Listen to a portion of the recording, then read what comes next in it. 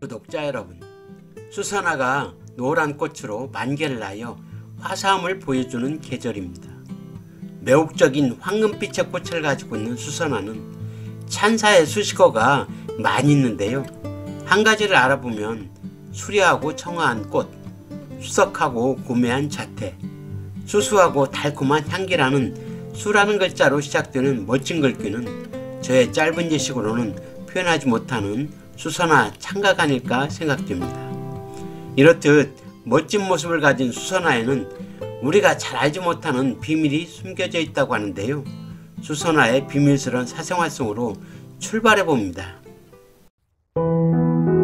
식물에 대해 알고 싶으신가요? 그럼 식물다큐 TV를 찾아주십시오. 이 안에 답이 들어 있습니다. 안녕하십니까. 식물다큐TV의 강PD 인사드립니다. 오늘은 수선화에 숨겨진 비밀스러운 사생활이라는 주제로 화사한 꽃과 매혹적인 향기를 가지고 있는 수선화에 대해 알아볼 건데요. 수선화 꽃을 자세히 살펴보면 꽃이 굽어 약간 땅 쪽을 바라보고 있는데 그 이유를 아시나요? 그 이유는 그리스 신화 이야기가 계속 이어지는 것으로 연못 속에 비친 자신의 얼굴이 너무 아름다워 지금도 연못을 내다보는 나르키소스의 모습 때문이라고 합니다. 여기에서는 수선화의 생태적 특성과 수선화 꽃을 잘 피게 하는 꿀팁, 수선화에 대한 다양한 수식어, 수선화를 사랑한 사람들, 수선화의 활용 및 효능, 전해지는 전설 등이 소개되니까요. 영상을 끝까지 시청해 주시기 바랍니다. 수선화의 생태적 특성을 알아보면 수선화는 수선화과의 알뿌리로 된 다년생 초본류로 지중해 연안이 원산지이며 우리나라와 중국, 일본 등에 많이 분포하고 노란색이나 흰꽃 등이 아름다워 관상용으로 화단이나 화분 등에 많이 심습니다.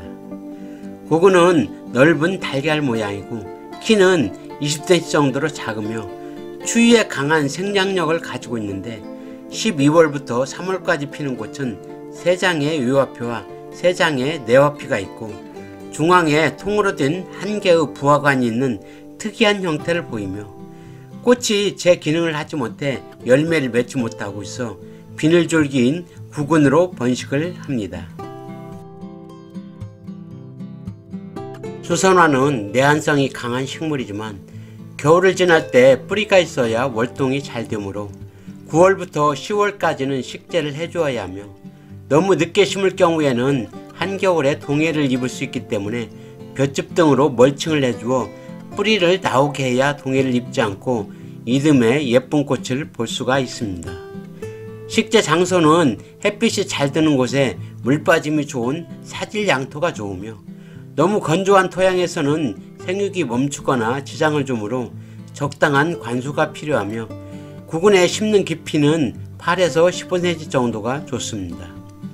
한 개의 구근을 심으면 구근 옆에 5, 6개의 새로운 구근이 생기는데 새로운 구근을 굵게 만들기 위해서는 꽃이 시들 경우 꽃대를 잘라주어야 하며 꽃이 모두 지고 난 후부터는 구근이 비대성장을 하는 기간이므로 잎을 잘라주지 않고 그대로 두어야 하며 잎이 누렇게 변색이 되면 알뿌리를 캐내 말린 후 보관하는데 수선화는 씨가 없기 때문에 9월부터 저장해둔 구근을 꺼내 여러 개가 붙어있는 구근을 분리하여 식재합니다. 수선화에 붙는 수식어에는 물에 사는 선녀 또는 물에 사는 신선이라고 부르는데 신선은 우리나라를 비롯한 중국과 일본 등의 도교 문화권의 전설에서 늙지 않고 죽지 않는 사람을 말하는데 사는 장소에 따라 하늘의 신선인 천선, 땅의 신선인 지선, 그리고 물의 신선인 수선이 있는데 수선화는 이러한 3선 중에서 천선을 제외한 2가지 이름을 얻은 꽃으로 수선화 또는 지선화로 불린다고 하며 눈 속에 피어나는 꽃이라 하여 설중화라고도 부릅니다. 꽃의 모양을 보면 은쟁반에 금잔을 올려놓은 형상으로 금잔옥대 또는 금잔은대라는 이름으로도 불리고 있으며 아름다운 꽃과 향기에 걸맞게 자아도취, 자존심, 자기애, 고결, 신비, 외로움 등의 꽃말을 가지고 있습니다. 이슬람교의 창시자인 마호메트는 두 조각의 빵 있는 자는 그 한 조각을 수선화와 바꾸어라. 빵은 육신의 양식이요 수선화는 영혼의 양식이다 라는 말을 남겼다고 하는데요. 그래서인지 수선화는 이슬람교 성전에 올려지는 꽃이라고도 합니다. 추사 김정희 선생은 제주도 유배시 제주 수선화를 하얗게 퍼진 구름 같다고 감탄하면서 청초하고 맑은 향기를 사랑하였는데, 한양에서는 귀한 이 꽃이 보리밭에 사는 까닭에 농부들은 원수로 여기니 모든 사물이 제자리에 있지 못하면 대접받지 못한다라며 자신과 견주어 비교하였다고 하는 말이 전해진다고 합니다. 수선화는 화분에 심거나 정원에 군락으로 또는 길가에 심고 꽃꽂이로도 활용되며 화사한 황금빛 색채와 달콤하고 매혹적인 향기로 봄의 기온을 제대로 느낄 수 있는 봄의 대표적인 꽃입니다. 수선화에는 알칼로이드, 사포닌 등이 함유되어 있어 약용으로 활용되는데 항염작용과 활성산소 제거 등의 효능이 있고 거담, 백일해, 중풍 등의 약재로 활용되며 생즙을 갈아 부스럼 등의 치료에 사용된다고 합니다. 하지만 뿌리나 잎에 독성을 가지고 있어 약용 시 전문가의 진단 후 사용하는 등 세심한 주의가 필요하다고 합니다. 수선화의 영어 이름 나르키소스는 그리스 신화에 나오는 미소년 나르키소스에서 유래되었는데, 매우 아름다운 얼굴을 가진 그는 어릴 적 자기 자신을 알지 못한다면 오래 살 수 있을 것이라는 예언을 듣게 된다.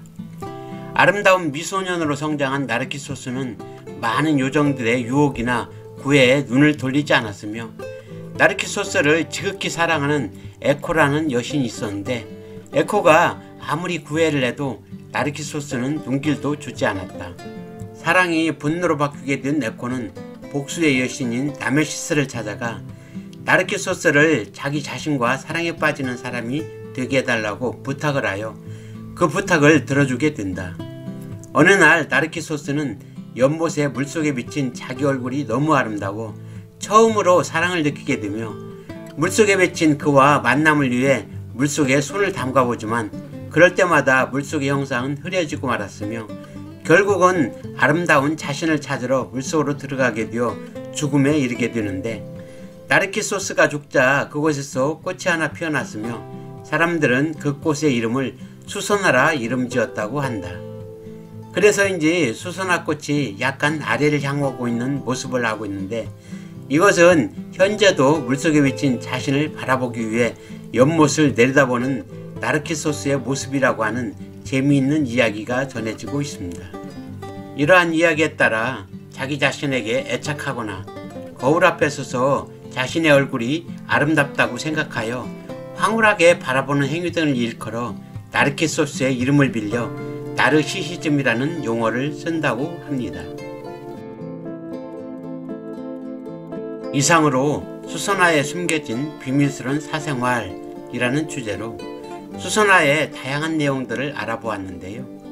요즘 화단에서는 수선화의 잎이 올라오고 있으며 곧 꽃을 볼 수 있지 않을까 생각되는데요. 수선화 꽃을 만나게 된다면 재미있는 신화 이야기도 함께 생각해보면서 꽃을 즐긴다면 더 재미있는 시간이 되지 않을까 생각해보면서 오늘의 모든 영상을 마칠까 합니다.